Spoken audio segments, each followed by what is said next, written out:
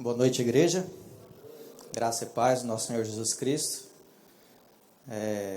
Meu nome é Kevin, eu sou membro ali da Igreja Batista Jardim Floresta. Conheço algumas pessoas aqui, né? O Max. E para mim é uma alegria poder trazer a palavra de Deus aos irmãos. Fico muito feliz pelo convite que o pastor Pedro fez, agradeço. E trago um abraço do pastor Sidney lá da nossa igreja. Ele pediu que os irmãos se sintam aí abraçados por ele, através de mim. Eu queria pedir que os irmãos abrissem as Bíblias de vocês no Evangelho de Mateus, no capítulo 16.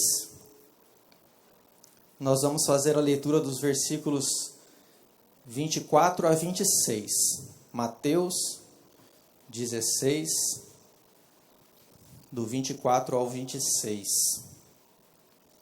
Peço que os irmãos ouçam com atenção e fé o que a palavra de Deus diz. E ela diz assim: Então Jesus disse aos seus discípulos: Se alguém quiser acompanhar-me, negue-se a si mesmo, tome a sua cruz e siga-me. Pois quem quiser salvar a sua vida, a perderá. Mas quem perder a vida por minha causa, a encontrará. Pois que adiantará ao homem ganhar o mundo inteiro e perder a sua alma? Ou o que o homem poderá dar em troca de sua alma? Vamos orar? Deus querido, Pai de amor e de misericórdia, nós te louvamos e te agradecemos pela oportunidade que o Senhor nos dá de ouvirmos uma porção da Tua palavra nesta noite.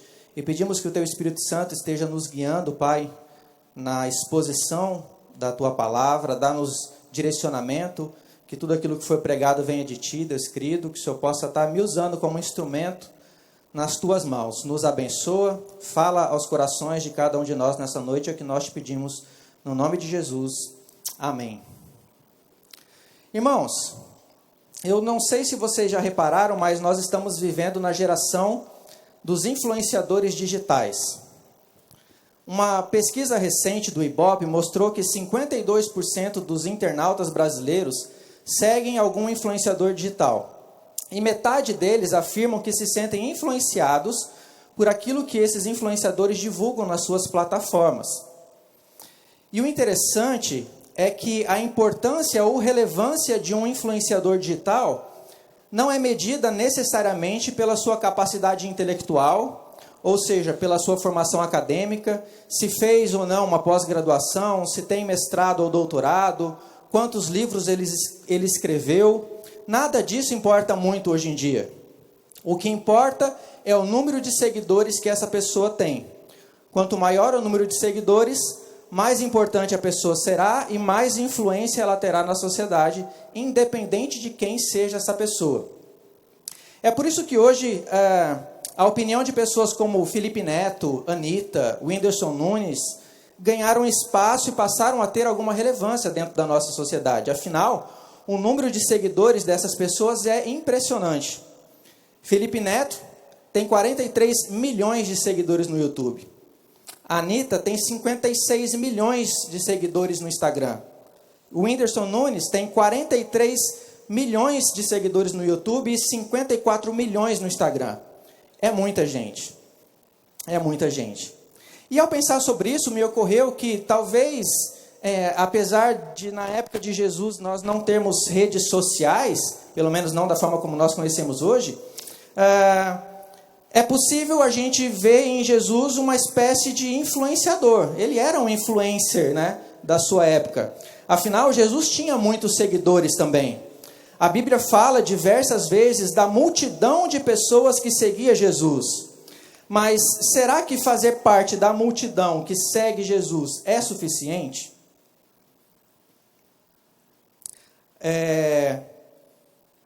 Se nós prestarmos atenção ao que a Bíblia ensina com relação às pessoas que seguem Jesus, nós vamos ver que só existem dois tipos de pessoas que seguem Jesus: a multidão e os discípulos. Só existem esses dois tipos de seguidores. Ou você faz parte da multidão, ou você faz parte daqueles que são discípulos de Jesus. E a gente precisa entender qual é a diferença de quem segue Jesus de longe na multidão e quem é um discípulo. E a multidão são aqueles que seguem Jesus de longe.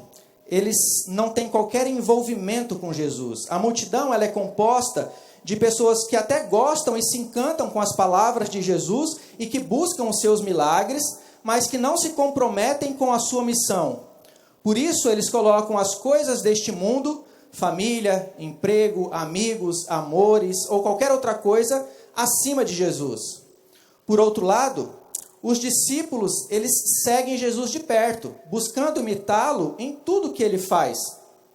Os discípulos são aqueles que se despreendem das suas vontades, dos seus anseios, e se submetem às vontades e aos anseios de Jesus. Os discípulos são aqueles que colocam Jesus e a sua missão acima de tudo, da família, do emprego, dos amigos, dos amores ou de qualquer outra coisa. Não há nenhum tipo de exigência para quem é multidão, mas também não há nenhuma promessa para quem segue na multidão. Na verdade, você pode fazer parte da multidão dos que seguem Jesus e até chamá-lo de Senhor, Senhor, mas se você não faz a sua vontade como um discípulo, você não entrará no reino dos céus. Você pode até ser um na multidão de seguidores de Jesus e naquele dia ser surpreendido por ele dizendo: afasta-te de mim, porque eu não te conheço. Por outro lado, Jesus faz exigências para aqueles que querem acompanhá-lo de perto, para aqueles que querem ser um discípulo. Para esses, Jesus exige rendição completa. Ele exige renúncia, abnegação e morte. Jesus promete vida aos seus discípulos e exige deles morte. E a primeira reflexão que eu trago para os irmãos nessa noite é que nós devemos analisar em qual desses dois grupos nós nos encaixamos. Olhe para a sua vida. Você acha que você faz parte da multidão que segue Jesus? Ou você é de fato um discípulo de Jesus? A mensagem de hoje, nós vamos ver as exigências que Jesus faz para aqueles que são seus discípulos. E nós vamos ver que Jesus faz exigências radicais. E às vezes eu penso que a gente não entende isso muito bem. Porque a gente fala que é discípulo de Jesus, mas não faz o que Jesus manda a gente fazer. É como o pastor Augusto Nicodemos diz, ele diz assim: se nós entendêssemos o que é que Jesus requer de nós, o número de seguidores de Jesus seria bem menor do que é. Muitas vezes a gente pensa que ser cristão é simplesmente a gente fazer uma escolha, como qualquer outra escolha que a gente faz na vida. É como se a gente acordasse de manhã e dentre as várias religiões que existem disponíveis, a gente decidisse: a partir de hoje eu vou ser cristão. Só que a gente não percebe que quando a gente toma a decisão de ser cristão, a gente toma a decisão de ser discípulo de Jesus. E Jesus vai fazer exigências para os seus discípulos. Por isso a mensagem que eu trago nesta noite, ela tem o título de Não seja mais um na multidão. Mas para que a gente possa entender esse texto que nós lemos, nós precisamos olhar um pouco para o seu contexto. Afinal, se você olhar aí o versículo que nós lemos, o versículo 24, você vai ver que ele começa com um então. Né? Então Jesus disse. E toda vez que tem essas palavrinhas, né, estilo então, significa que algo aconteceu antes. E Jesus então está explicando alguma coisa referente a esse algo que aconteceu antes. Então a gente precisa voltar um pouquinho, entender o que estava acontecendo ali naquele contexto, para a gente compreender por que Jesus está trazendo essas exigências para os seus discípulos.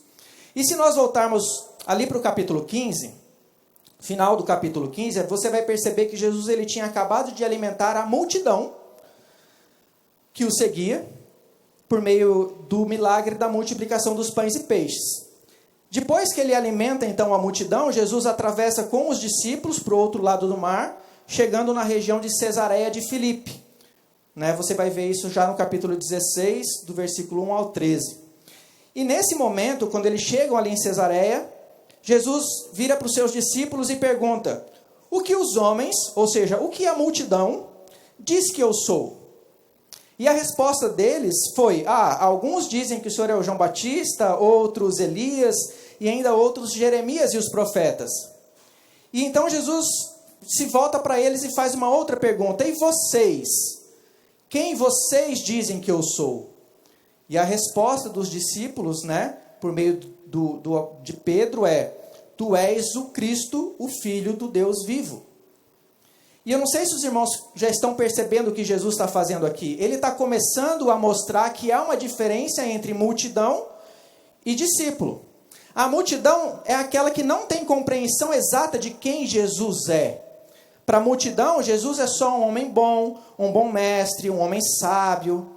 Enquanto que aos discípulos, Deus já estava revelando quem de fato Jesus era. O Cristo, o Filho de Deus. E aqui nós entramos na segunda reflexão da noite. Quem é Jesus para você? Jesus é de fato o Cristo na sua vida? O Messias enviado por Deus para te salvar dos teus pecados? O Filho do Deus vivo? O Deus vivo que desceu do céu? É assim que você vê Jesus? Porque não se enganem, meus irmãos. O mundo e os seus influenciadores também ensinam coisas a respeito de Jesus. Só que para eles, Jesus é o maior psicólogo que já existiu. Jesus é um exemplo de liderança.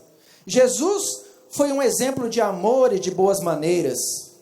Mas, meus irmãos, Jesus não veio ao mundo para ser um psicólogo, um líder ou um exemplo de boas maneiras. Jesus veio ao mundo com uma missão, e a missão de nos salvar dos nossos pecados.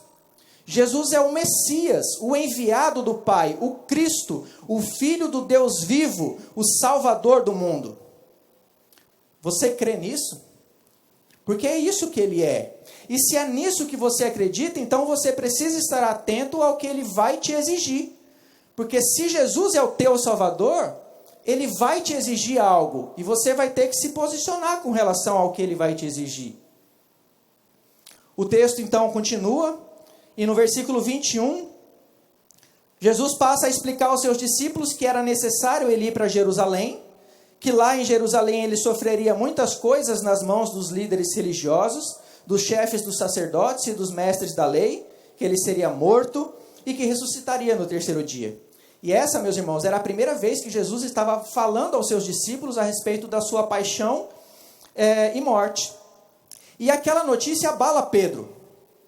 Pedro fica abalado com aquela informação de que Jesus morreria. E então, tomado de pensamentos carnais e mundanos, próprios do diabo, Pedro chama Jesus de lado e o repreende, dizendo: nunca, Senhor, isso nunca te acontecerá. Isso está ali no verso 22. Eu não sei qual versão os irmãos têm aí da Bíblia, mas a versão Almeida Revista e Corrigida, ela expressa melhor esse pensamento humanista e diabólico de Pedro, quando traz a seguinte tradução: tenha compaixão de ti. Ou, não faça isso consigo mesmo, pense em você mesmo. E num primeiro momento, meus irmãos, o pensamento de Pedro parece expressar uma preocupação afetuosa e legítima de alguém que apenas quer afastar o seu Senhor do sofrimento. Por outro lado, é provável que Pedro estivesse preocupado com a sua própria segurança. Afinal, se o Messias, quem ele já tinha acabado de reconhecer como Messias, o Filho do Deus vivo, disse que vai morrer, imagina o que vai acontecer com Pedro, que é só um discípulo. Se o mestre vai morrer, mais ainda o discípulo dele, né? E é justamente esse medo e essa preocupação que fez Pedro, por exemplo, negar Jesus 3 vezes. Ele ficou com medo de ser preso, ser morto como Jesus. E é justamente nesse momento, então, que ele passa a se preocupar com a sua própria segurança e com o seu próprio conforto, que Pedro cai, então, na armadilha do diabo. E não é que Pedro estivesse aqui possuído por Satanás, ou com o diabo no corpo, como algumas pessoas pensam. Mas a sua forma de pensar estava sendo influenciada pelas artimanhas de Satanás. O diabo estava ali tentando Pedro através de pensamentos humanistas, pensamentos mundanos, centrados no próprio homem, na sua autopreservação, na defesa de si mesmo. Mas Jesus, ele vê esse tipo de pensamento como uma astúcia de Satanás. Por isso ele diz a Pedro: para trás de mim, Satanás. Você é uma pedra de tropeço para mim, e não pensa nas coisas de Deus, mas nas dos homens. Versículo 23. Eu não sei se os irmãos estão conseguindo perceber, mas Pedro não estava pensando nas coisas de Deus. Ele estava pensando nas coisas dos homens. E Jesus vê nesse tipo de pensamento a influência do maligno. Toda vez que nós pensamos no homem, nós estamos influenciados pelo pensamento maligno. E não se enganem, meus irmãos, existem muitas pessoas, e talvez você seja uma delas, que embora não estejam endemoniadas, estão com pensamentos completamente influenciados pelo diabo.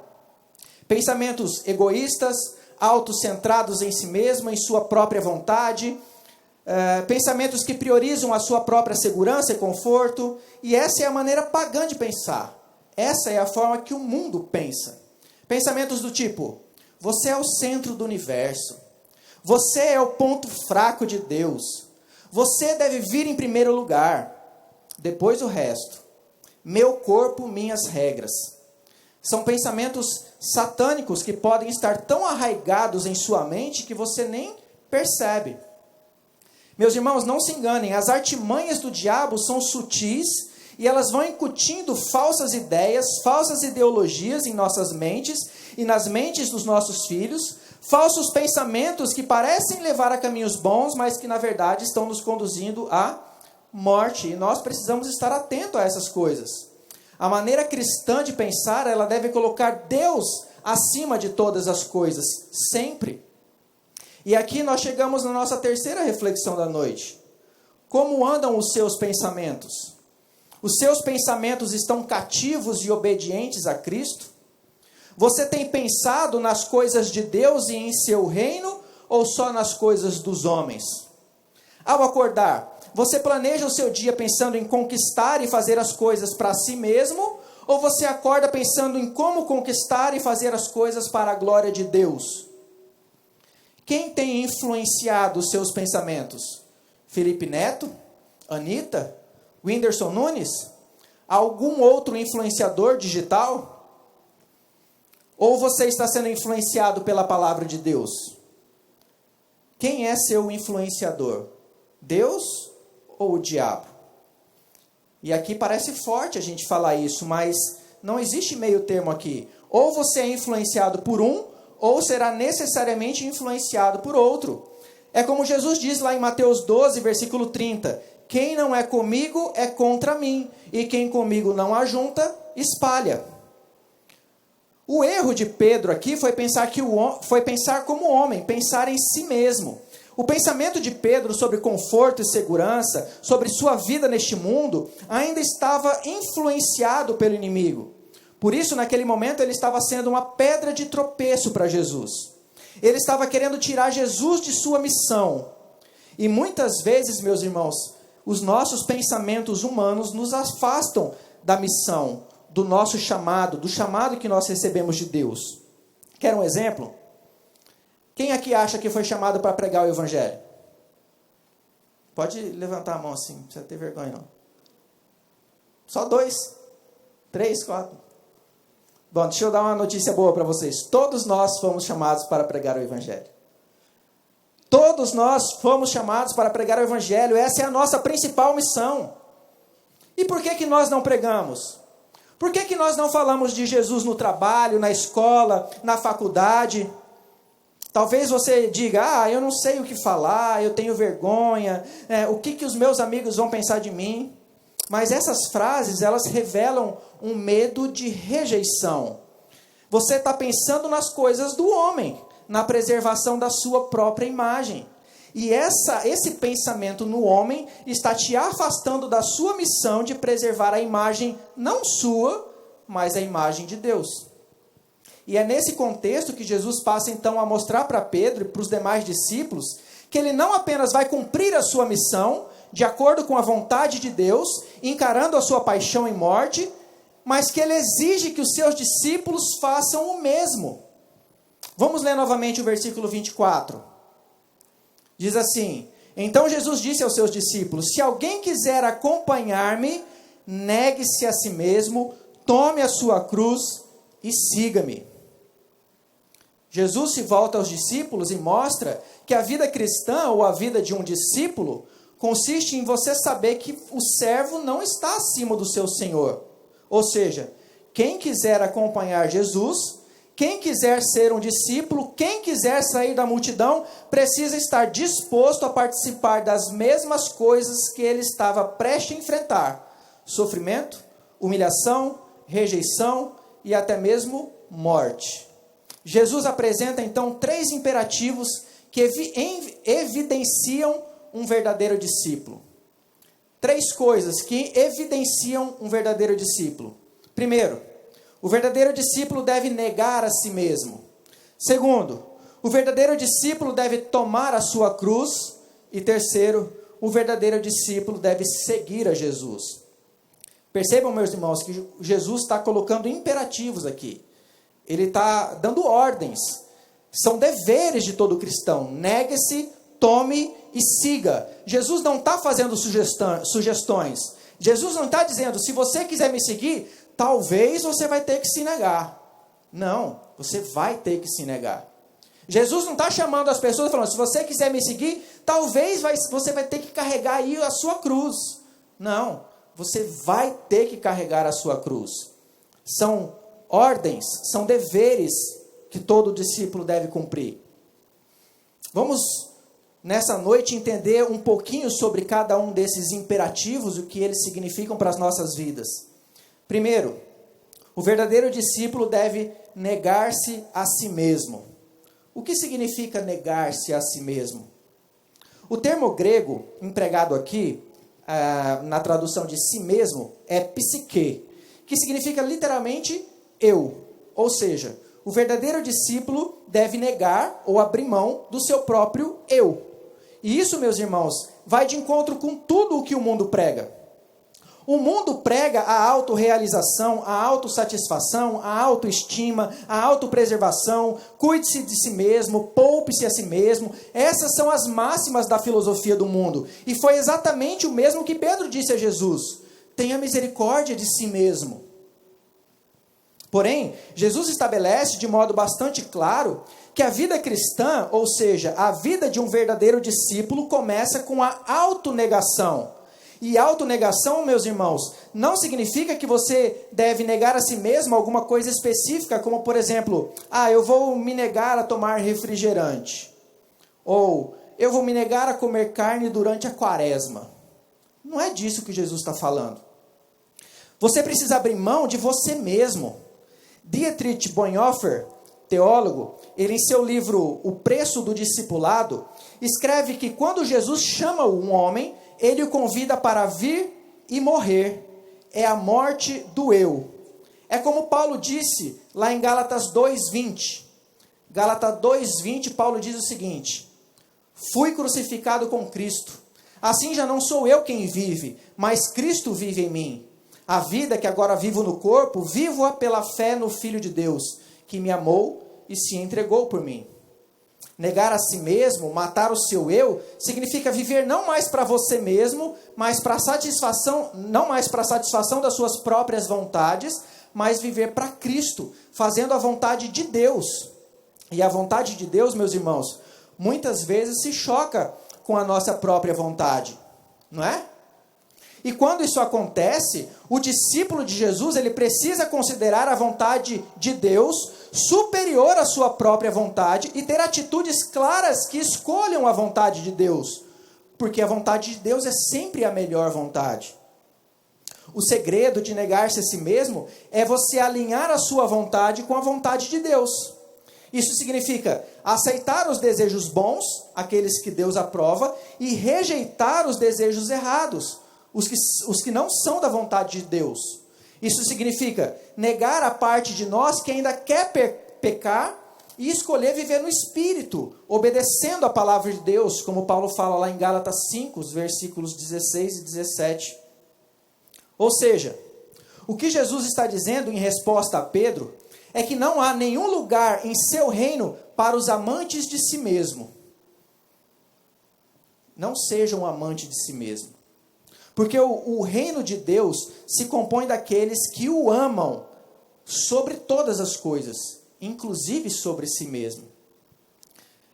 Eu não sei se vocês se lembram quais foram as primeiras palavras que Paulo disse, logo após Jesus ter aparecido para ele no caminho de Damasco e se revelado como o seu Senhor. Está registrado lá em Atos 9, versículo 6.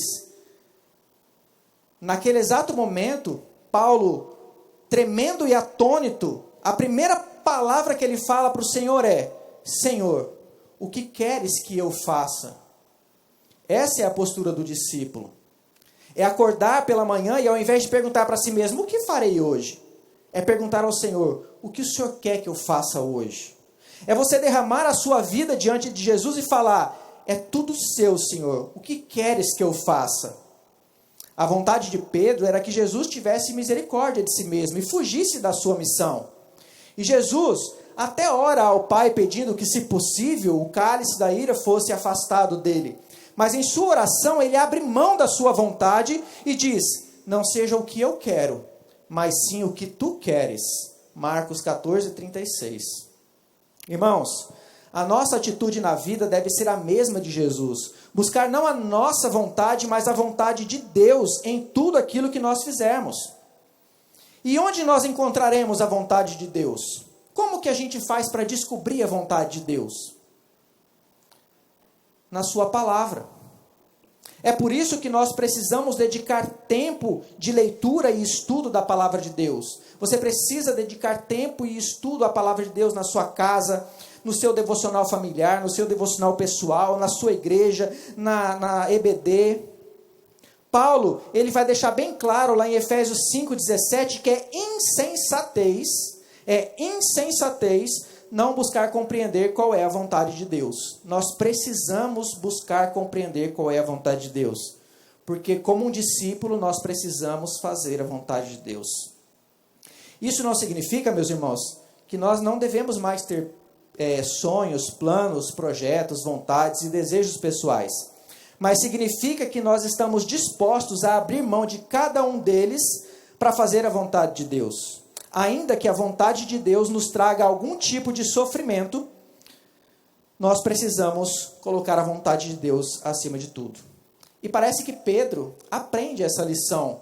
Se você vê o que Pedro escreve na sua primeira carta, no capítulo 3, versículo 17, ele diz, é melhor sofrer por fazer o bem, se for da vontade de Deus, do que fazendo o mal. Pedro aprendeu que é melhor fazer a vontade de Deus. Portanto, meus irmãos, avaliem as suas vidas. Quais têm sido as suas vontades? Quais são as suas expectativas? Será que nos seus planos de vida, eles estão alinhados aos propósitos de Deus para o seu reino e a sua justiça? Será que as suas vontades glorificam a Deus ou apenas buscam saciar os seus próprios desejos, os desejos do seu coração? Será que a sua vontade, os seus planos, as suas metas estão te afastando da sua missão e do chamado que Deus te deu? Tiago vai nos lembrar de que os nossos desejos, quando não fundamentados em Deus e no seu reino e na sua justiça, são sempre desejos egoístas. E é por isso que quando nós pedimos em oração, nós não recebemos. Porque se nós pedimos com desejos egoístas, pedimos para os nossos próprios prazeres. E aí Deus não atende às nossas orações. Está lá em Tiago 4, versículo 3. Ou seja, para ser um verdadeiro discípulo, e não mais um no meio da multidão, você precisa negar a si mesmo. Você precisa matar o seu eu. E esse é apenas o primeiro imperativo de Jesus.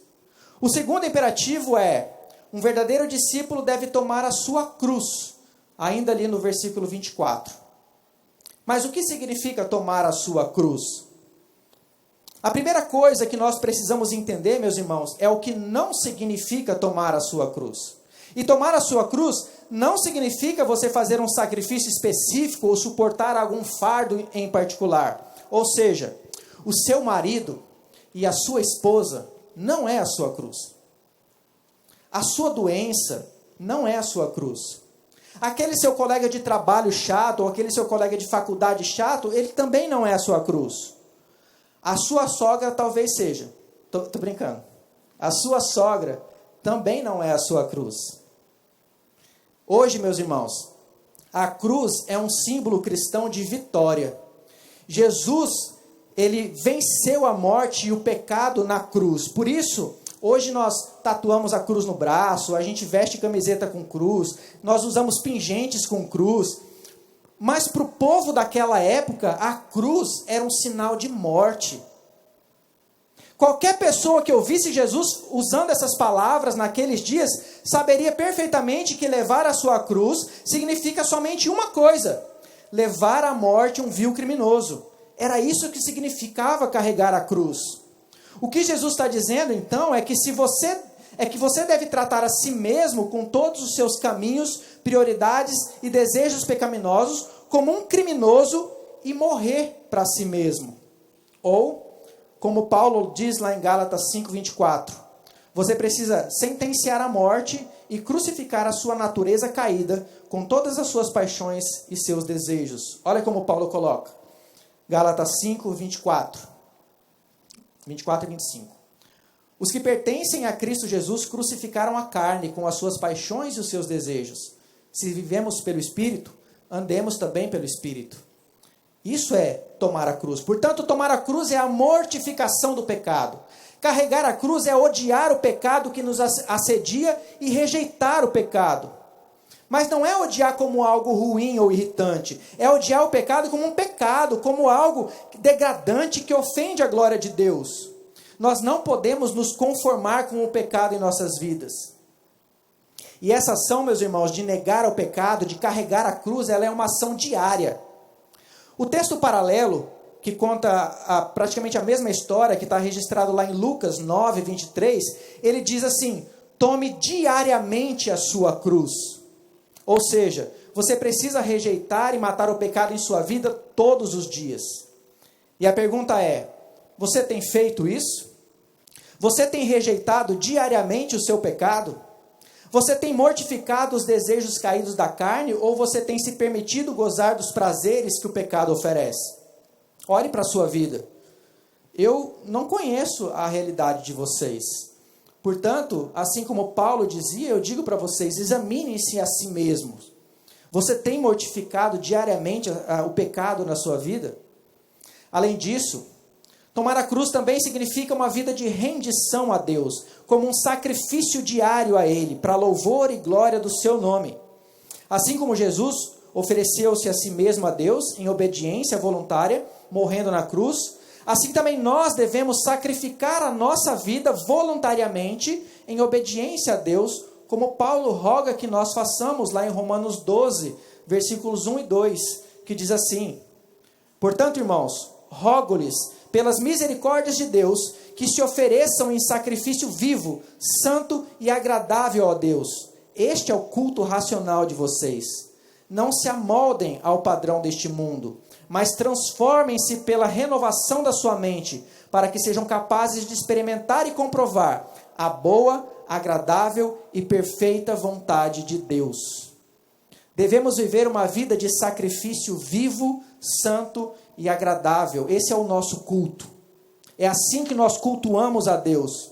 E isso significa não se amoldar ao mundo, mas transformar a mente para que nós possamos experimentar então a perfeita, agradável e boa vontade de Deus. Porém, meus irmãos, neste mundo, a boa, perfeita e agradável vontade de Deus pode envolver e muitas vezes envolverá vergonha, sofrimento, acusação e perda. Ou, como nós temos visto nos dias de hoje, cancelamentos. Pois o mundo odeia Deus. E o mundo vai querer te cancelar quando você quiser fazer a vontade de Deus. E se nós formos cancelados pelo mundo, tudo bem. Porque para o verdadeiro discípulo, nós precisamos carregar essa cruz todos os dias. Terceiro imperativo de Jesus. Um verdadeiro discípulo deve seguir a Jesus. Mas o que significa seguir a Jesus?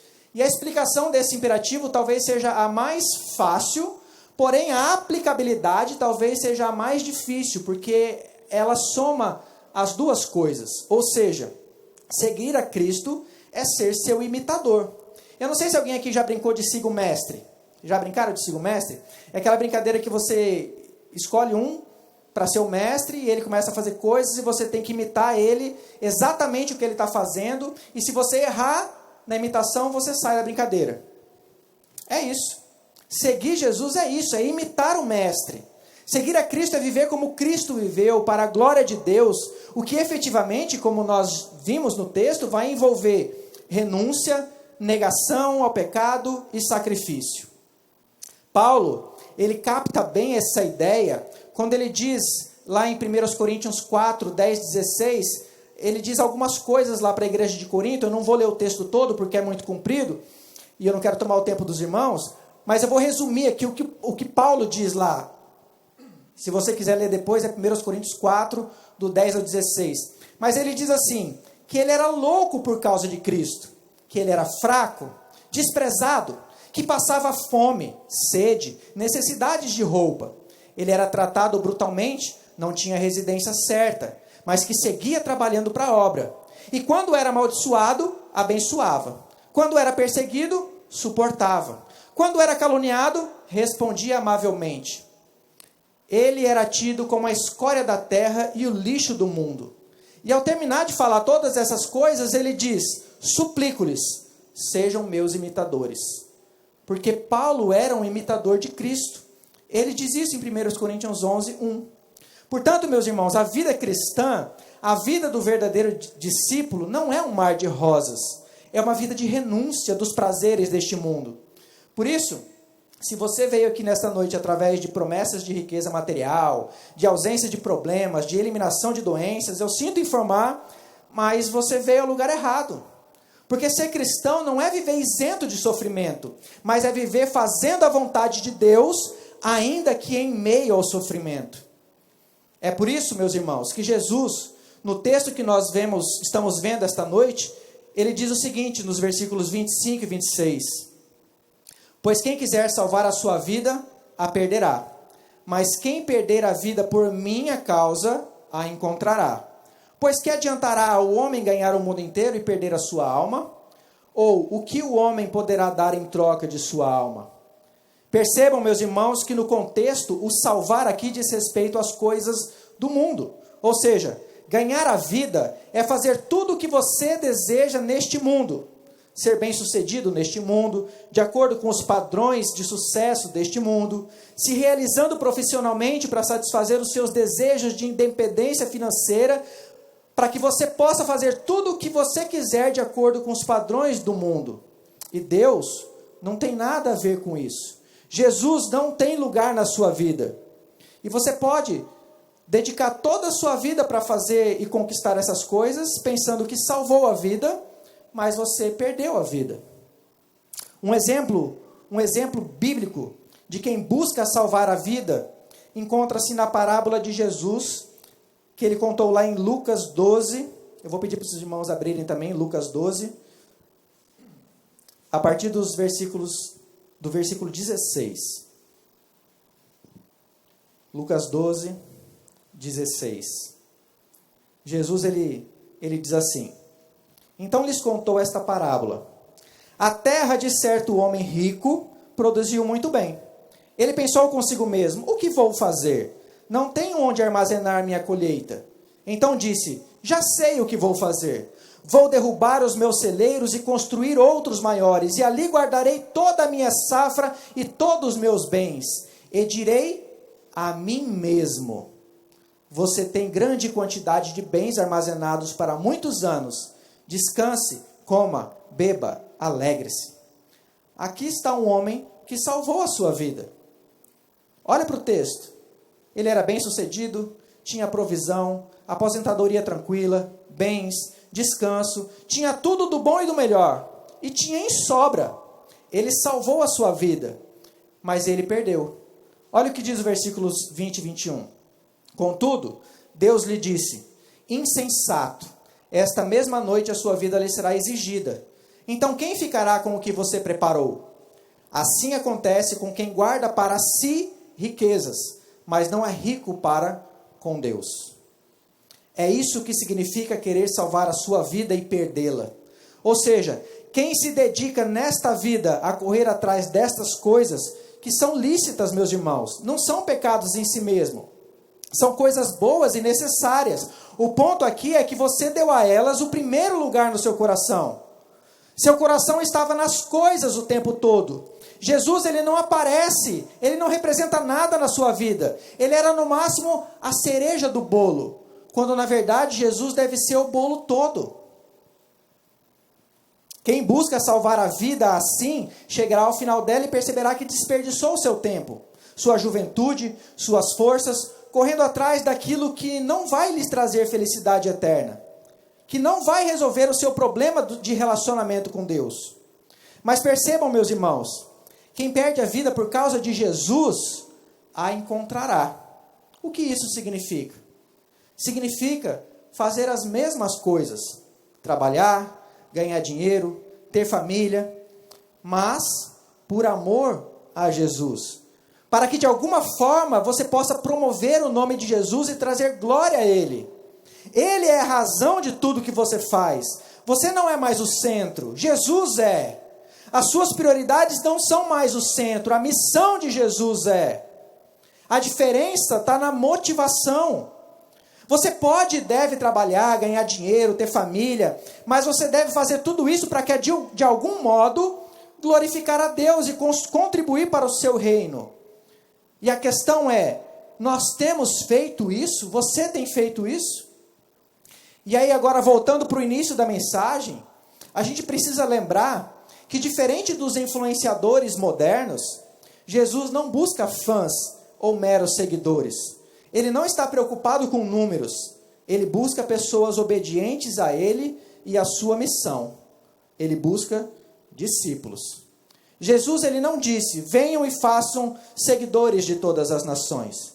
Ele diz, vão e façam discípulos.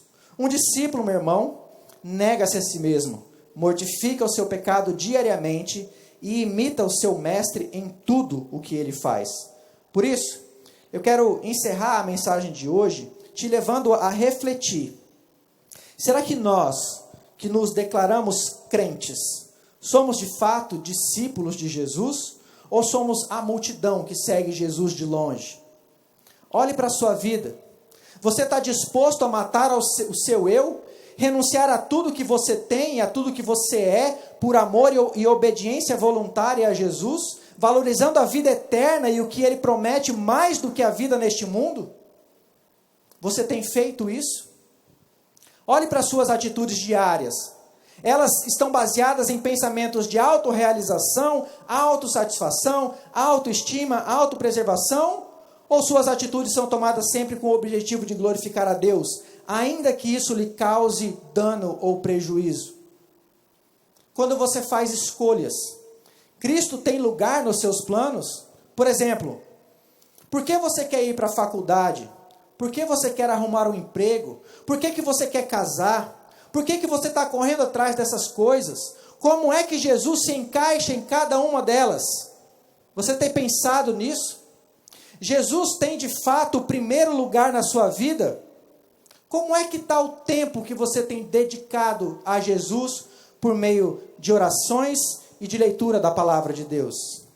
Meus irmãos, olhe o que Jesus exige dos discípulos e olhe para a sua vida. Você tem cumprido essas exigências? Talvez vocês nunca tenham entendido o que Jesus exige. Por isso eu quero que nesta noite você tome a decisão de sair da multidão. Calma que eu não vou chamar ninguém aqui para frente. Eu estou chamando você para sair da multidão das pessoas que seguem Jesus, de longe, e tomar de fato a decisão de ser um verdadeiro discípulo de Jesus. Em João 6, versículo 66, nós vemos alguns discípulos que se diziam discípulos de Jesus, que não entendiam quais eram as exigências de Jesus. E quando Jesus explica quais são as exigências, eles se voltam para trás e deixam de seguir Jesus. O meu desafio para esta noite é agora que vocês sabem quais são as exigências que Jesus faz para quem quer ser discípulo, que você não faça como aqueles. Não vire as costas para Jesus, mas tome a decisão de sair da multidão e fazer a vontade de Deus. Tome a decisão hoje de ser um verdadeiro discípulo de Jesus.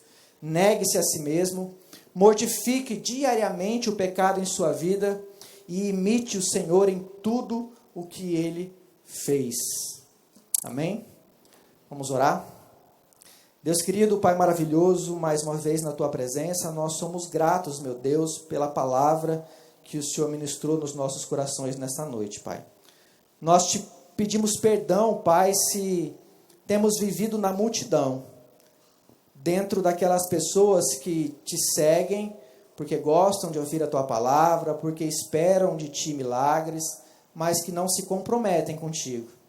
Pedimos perdão, Deus querido, e rogamos para que o Senhor nos transforme, Deus querido, em Teus discípulos. E tomamos a decisão, Deus querido, de a partir de hoje, sermos de fato discípulos verdadeiros, de fazermos aquilo que o Senhor exige de nós, que o Senhor possa estar nos fortalecendo com o Teu Espírito, Pai, e nos dando força para negarmos a nós mesmos, para mortificarmos os nossos pecados e para Te seguirmos, Deus querido, independente da situação, seja na alegria, seja no sofrimento, que o Senhor seja o motivo único, primeiro e único das nossas vidas.